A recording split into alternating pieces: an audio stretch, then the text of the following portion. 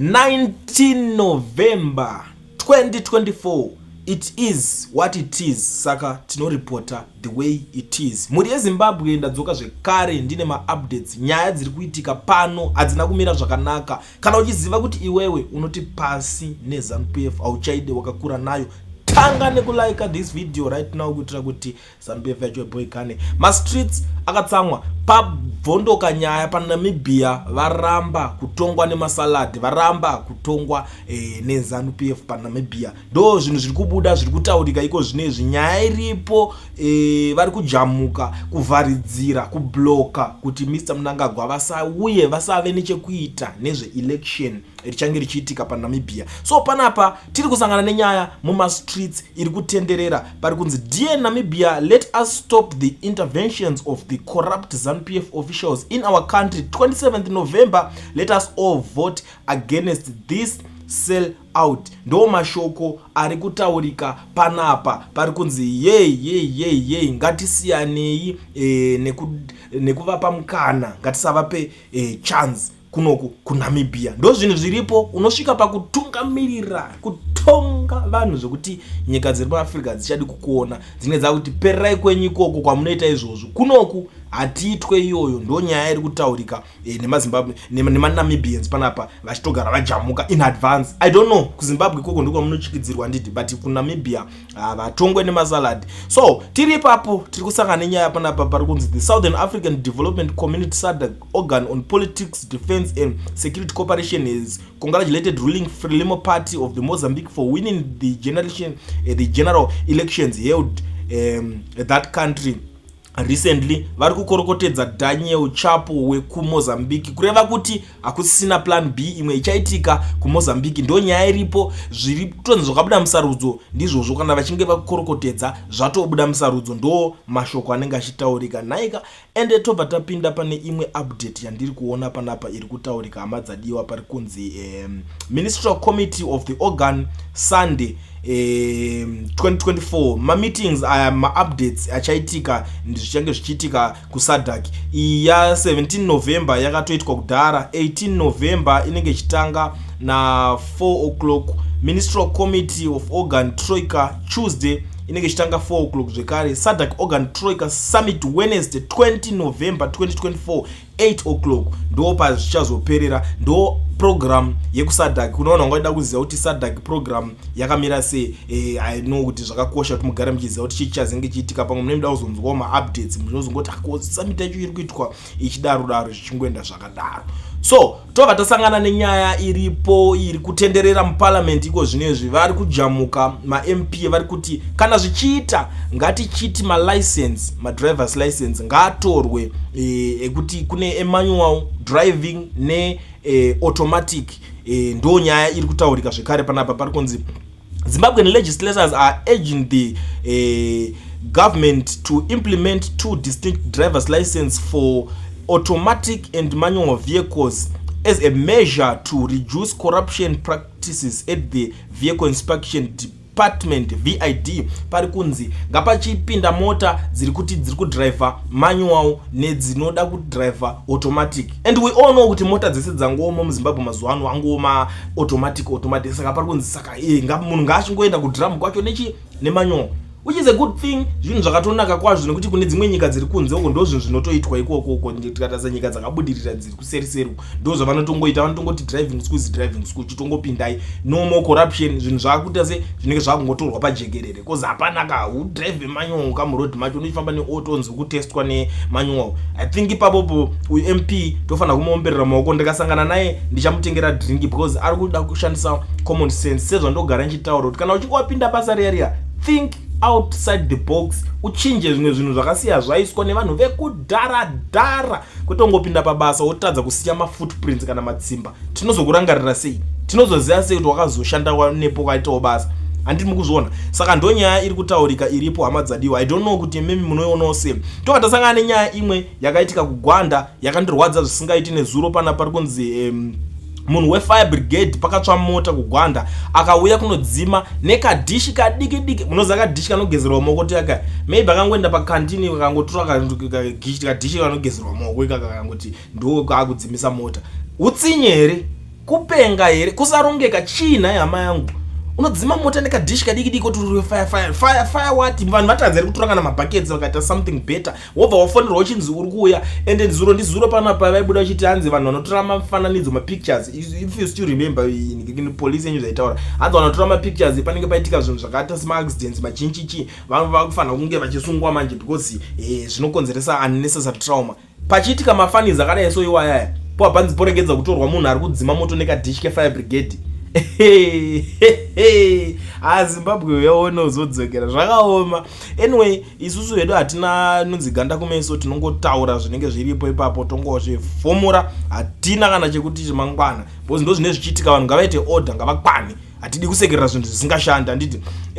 Tobva taona imwe nyaya. Harare Mayor Jacob Mafume has revealed that authorities at Townhouse were working with government to enforce demolitions court orders in an orderly manner to protect residents who could have been dumped by land barons. We are protecting victims from land barons. Ndo mashoko ari kubuda akutaura. I think ipapo makasangana oneni monditengera drink anditi bozi ndakabuda panapa I think 2 days ago nditaura kuti his approach is not good. Aungataure zvinhu zvakadai so uchitaura kuti zvoni tungwa tichipwanya tichida ngati iwe vanhu uri kufuda kupwanyira chi and it's rain season. Now vakuchinja approach, which is a good thing. Ndozvo zvitati kutarisira. Hakuna munhu anotatengeserwa panhu parunzi pari illegal oramba achigara ipapo, hapana zvakadaro. But takati ngazviitwe in a good manner, and I think mese makaona nyaya idzodzo vachinja. Nyaya yakasvika, shoko rakasvika, toziva handingazotaura kuti ningi nanhingi ndo vazombondifonera. Shoko rakasvika ikoko, iko zvezvi makunzwa vakuchinja, vakutwista, vakutaura zvinhu zvinonzwisisika, zvinomeka sense. Saka makasangana oneni munditreat nice mumu manditi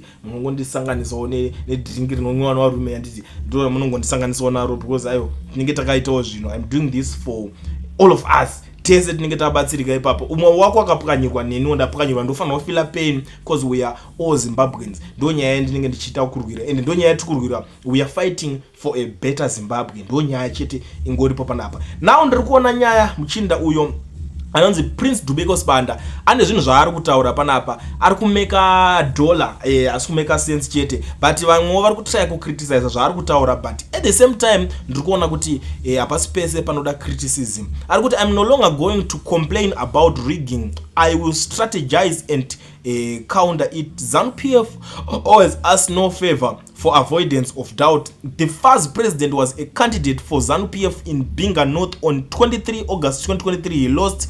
We can win against ZANU-PF anyway in this country. Ndo mashoko ari kubuda kutaura kuti inini handishati zvangu zvekuchema chema ndichitaura kuti ZANU inobirira, ZANU inodai, haina kana favor here kuti kweretai. Tinovadya vanhu because mukuru weFAZ akanga atori MP candidate kubinga ndobva arakashwa. Saka hanzi vanhu ava vanodyika, asi pari kuda kuti pashandiswe strategy, pastrategizwe zvine musoro. Ndo zvinhu zviri kubuda kuna Prince Dubeko Sibanda ari kutaura. Zvinova zvinhu zvinomeka sense guys. Hapasi pese pekuti vanhu munongotanga kunoti jichika. Panodawo strategy. Kwatona parunzi pari kumbodyawa vamwe makavadya vese ma-MP muchingodya macorners moziva kuti uku ndoko muri kukanganiswa, ndoko vari kukubata inako. At least munenge matochinja a better strategy. I think this makes a lot of sense, but it's up to you guys ku decide kuti munozvionawo sei. Ndisandabuda panapa munozviziva kuti hatishaye ana mambara vese vanenge vachingowanika mukufamba kwenguva. Pari kunzi ZANU-PF provincial member grabs borrowed a home from widow, turns it into Shabin. Ndo nyaya iripo. Pari kunzi pane muchinda uyo hatichataura hedu post yake anayo mZANU-PF, but ari kunzi akanotora imba pane shirikadzi yange yakafirwa nemurume achiwirirana kuti toda kurendeserana imba iyi. Ndobva vasaindirana zvima lease form zvezve, ndobva vawirirana, ndobva vatanga kuisa ma-students vainoza kuti ma-students ekuuniversity vaya ndo vakatanga vachirendeserwa ipapo. So paunorendeserana ipapo manje uyu pakutora kwaakaita imba akabva anoipo someone because wema-students vakaregedza idea yakatadza kunyazofamba, ndobva azonoipawo someone uyo ndobva atanga kuisawo vake futi, but ndobva atanga kuita Shabini imba iyoyo. Chakazonetsa ndechekuti pari kunzi I think for 2 years guys, mana pasina kana mari iri kubhadharwa. It's not easy. Munhu akutanga kunzi ko mari yangu kana mukuru chindipaiwo mari yangu kapana apa nini ndikuningira imba yangu imba iri kuti yakutochinja apa vanhu vemu neighborhood vanenge vakutanga kucomplain akakuti noise apa chichi nechiitika waiza vachita kucomplain kuti chichi chiri kunyanyonetsa pana apa haisiyo neighborhood yekuti munoita zvinhu zvakadai so. And ndo pakazanga kudropa mazita achibudisa mazita emaZANU-PF officials akati kure ningi unomuziva ningi akazodai. And I was like, yeah, angazira hama yangu inini ndo wana kudedzera kuti chero ani chero muno kuti mukuru kana chinhu chakanzi ndechangu chiri mumatitle deeds angu. Hapana simba raanacho pamusoro pazvo. Ndikuuza kuti iye ane zvake unga atonge kwake. Kamentality kako kavanhu ZANU-PF vanako kuti ndina connections, ndina nhingi wangu, ndina mukoma wangu mudhikazi, ndikunyudza. Mankind are funny. Ndo unhu uri kubudiswa nevanhu ava. I don't know kuti chichi vari kutry kudzidzisa munyika. I don't know kuti chichi vari kutry kuachiva. But ndo nyaya yakaitika. So nyaya yakazongotengwawo ikazopindurwa nevanhu vanodziya musoro ngeniniwo ndobva yazosvika payakanosvika. Unoziva kuti isati secretary zvinhu zvisina nebasa risati secretary nonsense ati tolerate. Saka akazongoendeswa court bans right iwewe takutokupa mazuva mashoma buda ipapo dzosera muri dzimba yake. Ndo nyaya payakazoperera iri. Saka guys, tritai vanhu nice kunzoko. Haikunoshandisa advantage yekuti ndiri wepolitical party yakadai ndiri wedede. Tese tiri maZimbabweans at the end of the day kurarama tinofanira kungorarama zviri equal. Hakuna munhu arinzi ari more Zimbabwean kudarika mumwe because of your kusupporta ruling party uyu ari kusupporta uyu haasi kutaura zvepolitics because most of the people vanenge vari kuona board avazhinji vacho havatodi kuzvinzwa nyaya zvepolitics izvi. So usazotora advantage yekuda kuti aiwa nini musangano wakadai. At the end of the day unoona kutonyura variko vakawanda vatakatoona vakanyura because of that. Pane umwe wembudzi wekuzonzi akarwa 20 years mukati achishandisa that advantage iyoyo yekuti unongochiti nini ndiri munhu weZANU-PF andesungwe ndine connections mangwana zvinokubhendera. So guys, ndo nyaya iripo yakaitika. Inini ndangoti ndidarike nepanapa ndichikuzivisai nyaya dziripo, maupdates motanga dherenyu muchiziva zvinhu zvese zviri kuitika.